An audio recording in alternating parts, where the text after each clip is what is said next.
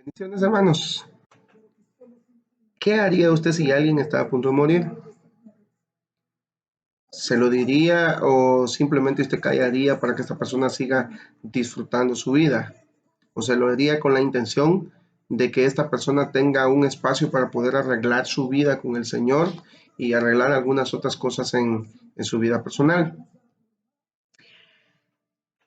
Justamente estos son tiempos en los que nos llama a pensar. Y vivimos actualmente, y la mayoría de personas en este mundo viven la vida con garantía de seguridad, como que si se fuera a vivir de una forma eterna. Y justamente cuando aparecen acontecimientos como huracanes, terremotos y algunas otras cosas catastróficas, como lo que hoy día se vive esta pandemia del COVID-19, es en ese momento cuando las personas se dan cuenta que no tienen garantía alguna en su vida. Hay algunos acontecimientos bastante tremendos que ya hemos experimentado. Por ejemplo, en el año 1998, pues tuvimos una experiencia con un huracán llamado Huracán Mitch. Este huracán entró a Guatemala justamente un 31 de octubre en el año ya mencionado. Afectó bastante fuerte en lugares como Zacapa, Izabal, Alta Verapaz, Petén, Chiquimula y también un poco en lo que fue es la capital de Guatemala. En el año 2005 pues tuvimos también otra experiencia con un huracán llamado Stan. Ese entró a Guatemala el 1 de octubre del año mencionado. Luego, en mayo del año 2010, también se dio una tormenta llamada Ágata. Y estos tres han hecho bastantes daños dentro de nuestra preciosa Guatemala y algunos otros países de Centroamérica. Y pensando en esto, hermanos, yo eh, pues concluyo que son solo acontecimientos climatológicos, sin pensar en lo que se da también a diario, por ejemplo, muertes por cáncer, algunos accidentes de tránsito que son muchísimos, muertes por enfermedades como el SIDA y algunas otras enfermedades terminales que existen y que también continuamente están dañando a las personas y las personas mueren por lo mismo. Al ver todo esto es donde muchos no hacen partícipes a Dios por las cosas que están sucediendo. En oportunidades queremos defender a Dios. Dios no tiene nada que ver con esto. Dios no participó en lo que hoy se está viviendo. Y esto es conocido teológicamente como el deísmo, donde se reconoce que Dios existe, pero se aleja a Dios de todo lo que acontece en lo que Él creó. Tratamos, en pocas palabras, de disculpar a Dios y nosotros los cristianos evangélicos tenemos o deberíamos tener la capacidad de reconocer que Dios está en esto. No podemos alejar a Dios de todas estas cosas porque Dios no es que Dios esté fuera. Entonces nosotros venimos y tomamos y buscamos culpables. Y el primer culpable decimos, bueno, el que está haciendo todo esto es Satanás. Pero cuando usted va a la escritura y ve en el libro de Job, encuentra a este personaje con experiencias bastante tremendas en su vida y podemos ver un detalle. Y el detalle es que Dios está quizás en sus ocupaciones cuando llega el diablo y le dice, bueno, vine a pedirte permiso porque yo quiero atacar a este hombre llamado Job, quiero tocarlo. Entonces Dios le dice, bueno, toca sus propiedades, toca sus bienes, eh, lo que tú quieras, pero no toca su alma. Entonces, lo que importante dentro de esto, hermanos, es que Dios es el que da permiso al enemigo para que el enemigo toque la vida de los hombres y muchas veces también pueblos enteros. Entonces, nuestro trabajo es enseñarle a la gente que Dios está en el trono, tanto en momentos agradables como también en momentos difíciles. La Biblia presenta un Dios activo que está involucrado en todos los acontecimientos del mundo natural de forma íntima. Nada se maneja solo. Peor pensar que lo maneja el diablo. Salmo capítulo 135 en el versículo 6 y versículo 7, ahí podemos encontrar un detalle bastante bonito. En el versículo 6,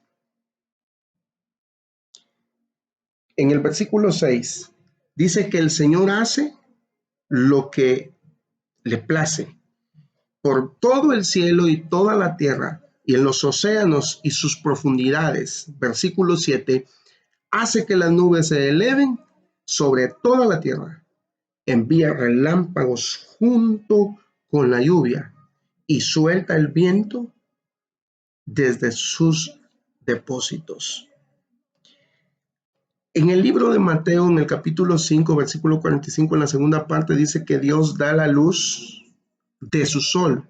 Y también dice que Él envía la lluvia sobre buenos y sobre malos, sobre justos y también sobre injustos. En Job capítulo 37, versículo 6 hasta el versículo 13, dice que Dios es el que ordena que caiga la nieve a la tierra.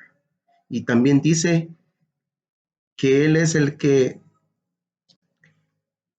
envía la lluvia de forma torrencial. Yo lo que quiero es que usted piense a través de todos estos pasajes y que se dé cuenta que nada se maneja solo y tampoco es manejado por el diablo, sino es la voluntad del Señor. Por lo tanto,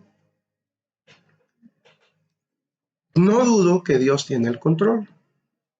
No dudo que el Señor tiene el control y en ningún momento voy a decir que lo pierde, porque Él siempre controla todo de todo.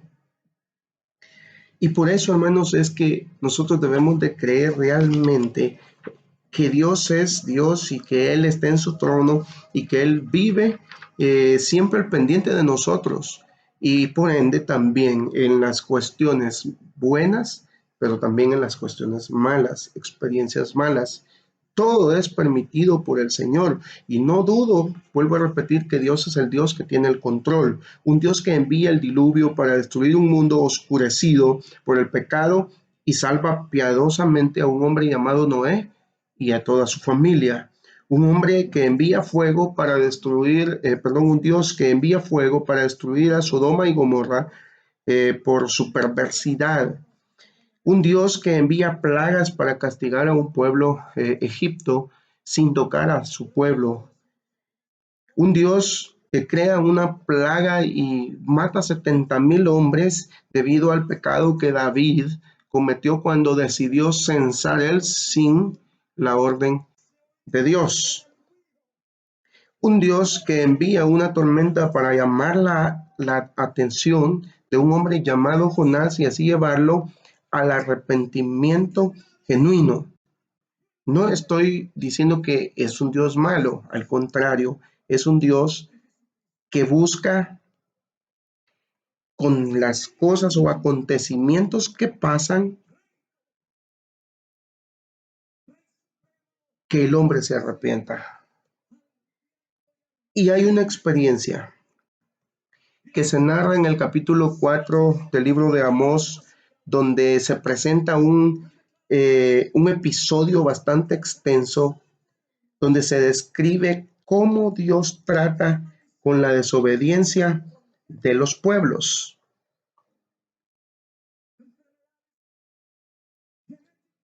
Y en el capítulo 4, nosotros desde el versículo 6 podemos encontrar esto.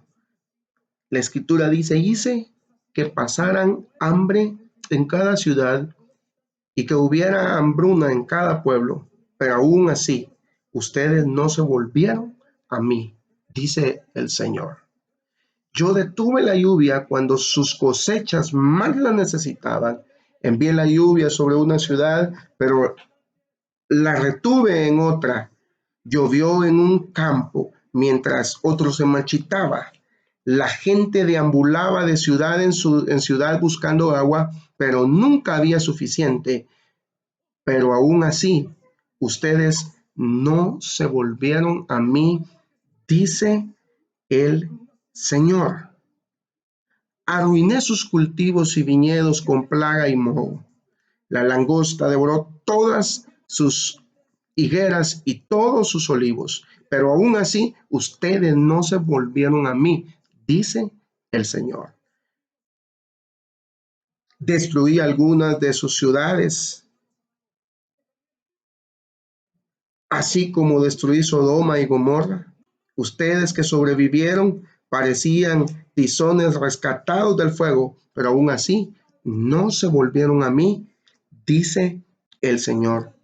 Por lo tanto, yo traeré sobre ustedes los desastres que he anunciado, pueblo de Israel. Prepárate para encontrarte con tu Dios en el juicio, pues el Señor es quien formó las montañas, agita los vientos y da a conocer sus pensamientos a la humanidad.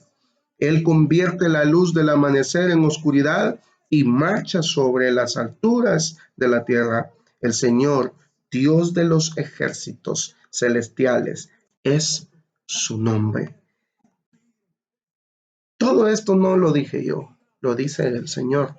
Y eso es lo que dice la escritura que hemos leído.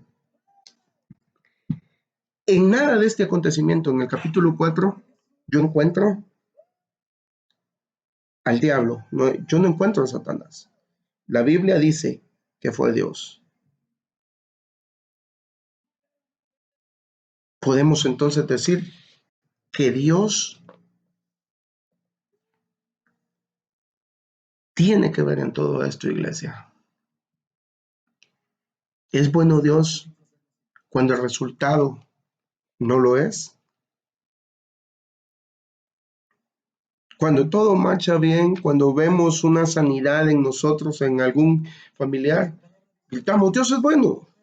Cuando nos aumentan el salario, gritamos, Dios es bueno. Cuando nos dan el trabajo que estamos solicitando, pues también decimos, Dios es bueno. Decimos, Dios es bueno cuando las circunstancias son buenas. Ahora, ¿qué pasa cuando las circunstancias son diferentes?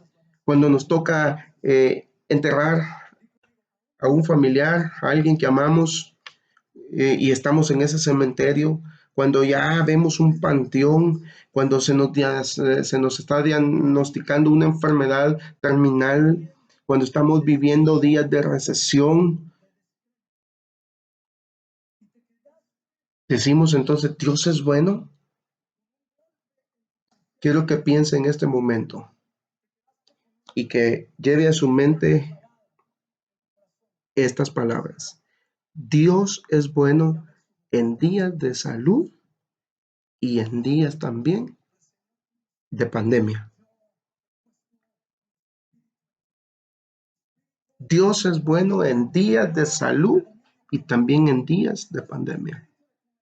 En momentos buenos y en momentos malos, Dios sigue siendo bueno. Y muchas veces se predica el evangelio de una forma confusa, una forma contractual con Dios, y Si tú das, si tú siembras, el Señor te sanará. Si tú das, si tú siembras, el Señor levantará tu familia, levantará tu hijo, lo sacará de la droga. Y pintamos un evangelio así bastante prometedor en cuanto al que yo voy a dar, voy a aportar o quizás yo voy a comprar los favores de Dios. Pero eso, hermano, realmente no es cierto. Jesús nunca nos prometió una vida tranquila, una vida fresca, sino que Jesús dijo en Juan capítulo 16, versículo 33, estas cosas os he hablado. Y él dice unas palabras, en el mundo, dice, tendréis aflicción, pero confiad que yo, dice Jesucristo, he vencido al mundo. Y cuando pintamos y hemos creído en ese evangelio que nos han formado, así tan light, tan bonito, tan hermoso, entonces aquí en ese momento es cuando surge algo diferente en momentos como lo que hoy vive Guatemala. Cuando nosotros vivimos estos acontecimientos que realmente están marcando nuestra nación y muchas otras naciones en el mundo, entonces aquí es donde el evangelio que se nos pintó tan fácil, tan práctico, se derrumba. Y cuando este evangelio es desboronado, entonces ya no hayan muchos que predicar, porque se han adaptado a predicar un evangelio en el que yo doy, Dios me da, yo doy y Dios me da, yo doy y Dios me da, pero realmente, hermanos, no es ese el evangelio de Jesucristo. En el mundo tendréis aflicciones, pero confiad que yo he vencido al mundo.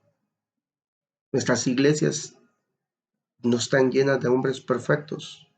Nuestras iglesias están llenas de personas, de hombres y de mujeres que necesitan realmente venir a Cristo para encontrarse con el Señor y ver que realmente son personas malas, pero que Cristo con su sangre y el Espíritu Santo pueden restaurarlos y pueden cambiarlos. Dios no firma tratos con nadie. Yo como humano creo que lo firmamos con el Señor, pero Dios no ha hecho tratos con nadie. Él solo decidió enviar a su Hijo Jesucristo a la cruz, a morir y a derramar la sangre, para que usted y yo tengamos vida eterna. Porque después también prometió que nosotros vamos a escuchar rumores de guerras, vamos a escuchar o vamos a ver pestilencias. Y muchas veces como pastores nosotros oramos por personas y oramos por sanidad, que algunos son sanados, otras personas que han sido buenas y han sido gente muy tremenda y piadosa, pues mueren. Pero eso es la voluntad del Señor. Eso no significa que a uno Dios ama y a otros Dios no ama.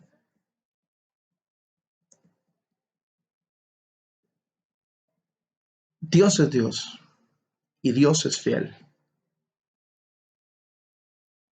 Y todo lo que Dios permite que pase en nuestras vidas